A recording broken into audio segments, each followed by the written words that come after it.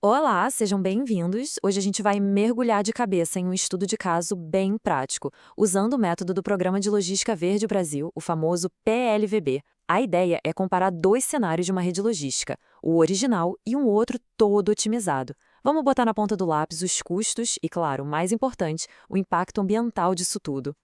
E tudo começa com essa pergunta que não é pouca coisa, né? Como é que se tira mais de 100 mil quilos de CO2 de uma operação logística? Parece até mágica, mas a resposta, como a gente vai ver, está nos detalhes de uma boa reestruturação estratégica. E é exatamente isso que vamos desvendar aqui, passo a passo. Para fazer essa análise, a nossa ferramenta principal é o PLVB. Pensa nele como uma caixa de ferramentas super completa, que ajuda a gente a medir, a entender e, o principal, a redesenhar uma operação para ela ser não só mais barata e eficiente, mas também muito mais amiga do meio ambiente. Ok, então vamos começar pelo começo. O nosso ponto de partida é o caso 1. Essa é a fotografia da operação como ela está hoje, sabe? É a nossa linha de base, para a gente entender direitinho onde estão os problemas e, claro, onde estão as oportunidades de melhoria. E aqui está o mapa da situação. A gente consegue ver de onde os produtos saem, ali da fazenda, das indústrias, e para onde eles vão. Dá para ver que é uma operação que se espalha por uma área bem grande, conectando vários pontos dessa cadeia.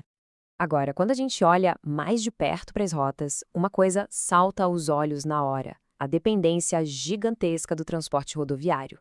As veias principais dessa rede são as estradas, cheias de caminhões e vans. E esse detalhe vai ser fundamental para a nossa análise de emissões.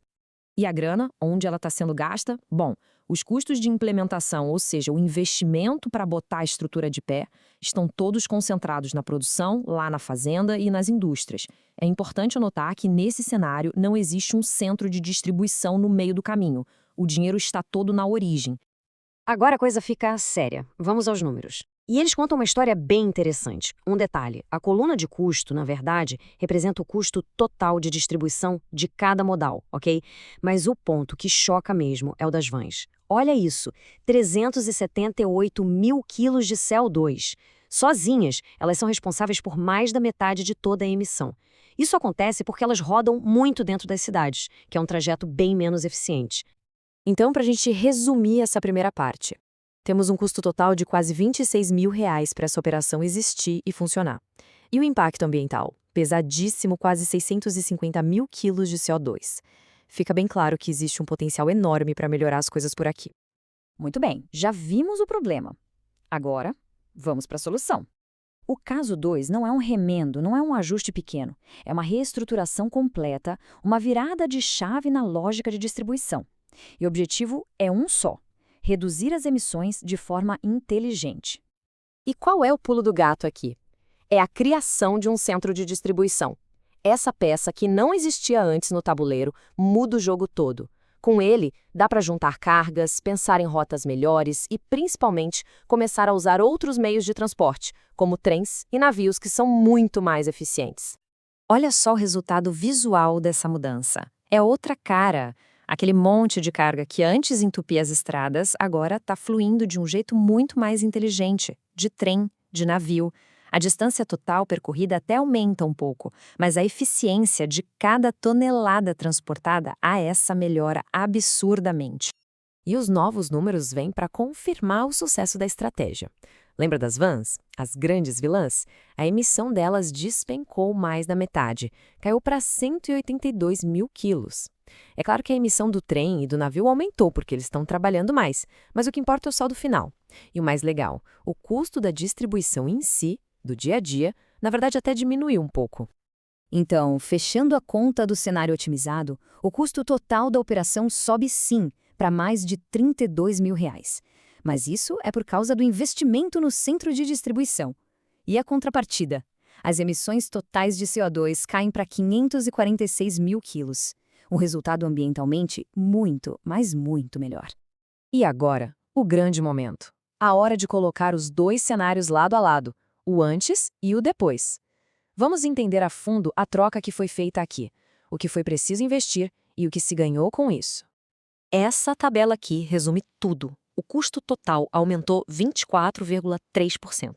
Mas o detalhe fundamental é que esse aumento é de investimento em infraestrutura. O custo da operação do dia a dia, na verdade, até caiu um pouquinho. E qual foi o retorno ambiental? Uma queda de 15,7% nas emissões. É o trade-off perfeito entre investimento e sustentabilidade. Vamos parar e olhar bem para esse número. Menos 101.805 quilos de CO2. Essa é a resposta, em números, para nossa pergunta lá do começo. É o ganho real, concreto, que um redesenho inteligente da logística conseguiu entregar. E como é que essa mágica aconteceu? A maior parte da redução veio de um lugar só, a emissão das vans. Gente, caiu absurdos, 196 mil quilos. Foi uma redução tão brutal que conseguiu compensar com folga o pequeno aumento nos outros modais. O segredo foi atacar o maior problema da operação. No fim das contas, a decisão se resume a isso aqui. Um investimento que aumentou o custo total em 24,3% para garantir uma redução de 15,7% na pegada de carbono. Essa é a troca que as empresas com visão de futuro estão fazendo. Investir hoje para garantir um futuro melhor. Portanto, a conclusão da nossa análise é bem direta. Sim, foi preciso um investimento inicial maior para construir uma infraestrutura mais inteligente, mas essa decisão estratégica não só otimizou a operação, como também gerou um benefício ambiental gigantesco e comprovado. E isso nos deixa com uma reflexão, né? Esse tipo de investimento vale a pena?